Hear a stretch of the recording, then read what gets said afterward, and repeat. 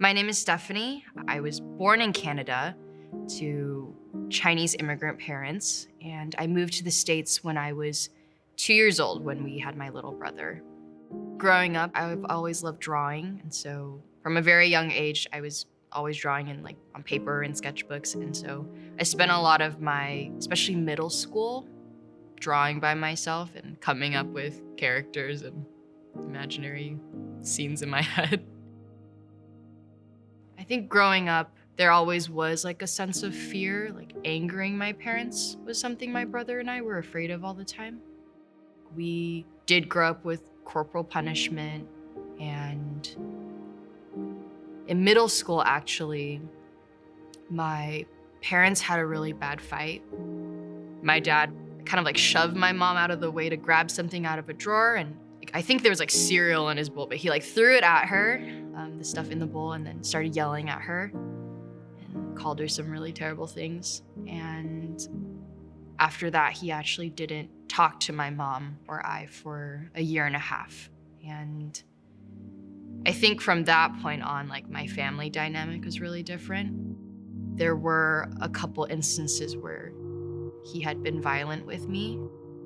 Having an unstable relationship with my dad really impacted my relationship with men, and I was always craving male affirmation. But my senior year of college, I dated someone for the first time, and it ended up being an abusive relationship, and that I think really shattered my whole world when I left the relationship. The context of the relationship was very spiritual, and the guy was really convinced that God was making him do the things that he was doing. And so when the relationship ended, I was left with this huge question of is God like that? Is God abusive? And immediately after, I fell into a really deep depression and anxiety, and I hated myself because of the way my ex saw me, and I blamed God because I had been convinced that God was the one who made the relationship happen, and I blamed myself because I thought that I wasn't holy enough to fulfill the expectations of the relationship.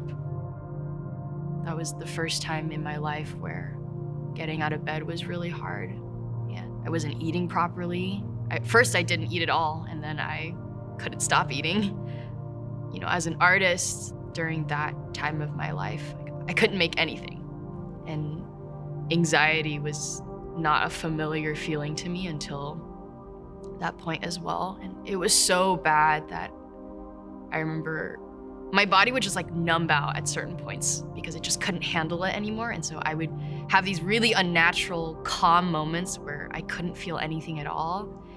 And then the anxiety would come back, usually once I woke up, and I would just be living in a nightmare day and night. When I was sleeping, I had nightmares. When I was waking up, I could barely breathe. And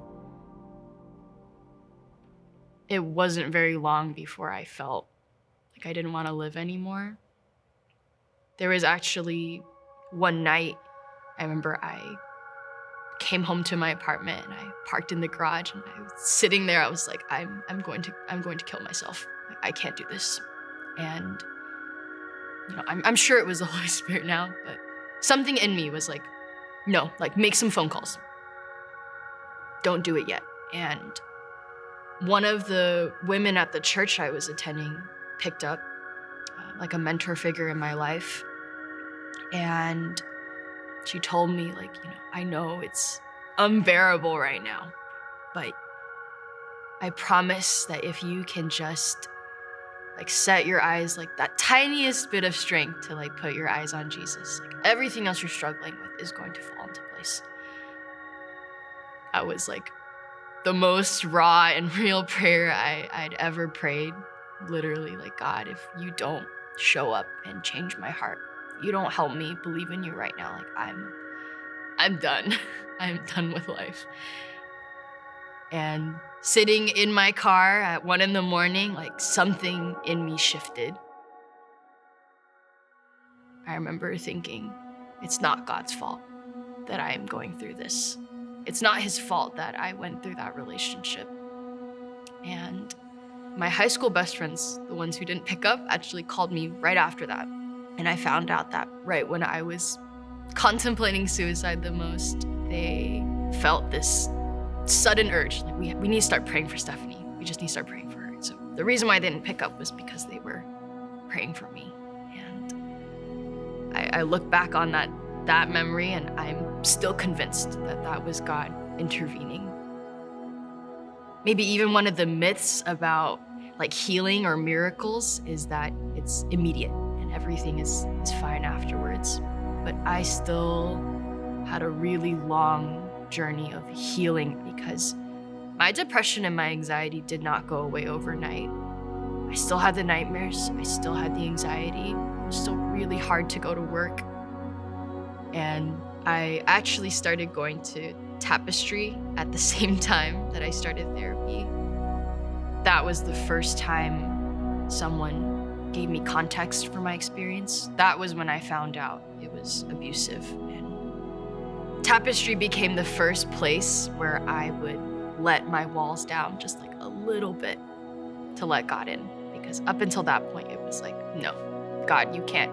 Like, I believe in you, but you can't come into my heart. You can't speak to me. I don't want to ever hear your voice again.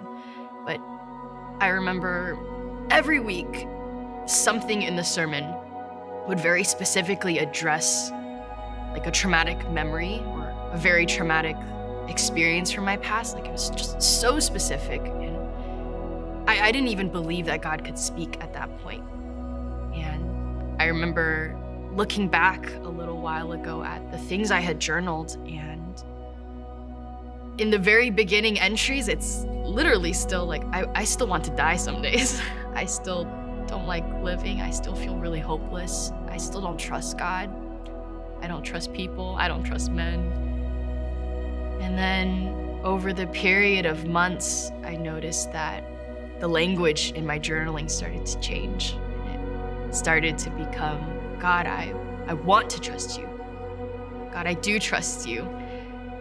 God, I believe that you have good for me. Like, one of my favorite verses is, I think it's in Timothy. It's like, even when we are faithless, he is faithful because he cannot deny himself.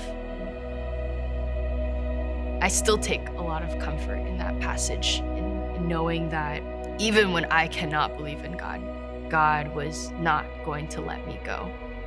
His faithfulness is for my healing, it's for my freedom, it's so that I can live the life that is full of everything he intended for me, which is good. And there is like a peace in my heart more days than not now that really is the truth. The things that I've experienced from the brokenness of just living on earth, being human, is not the reality that God calls us to or that he promises us.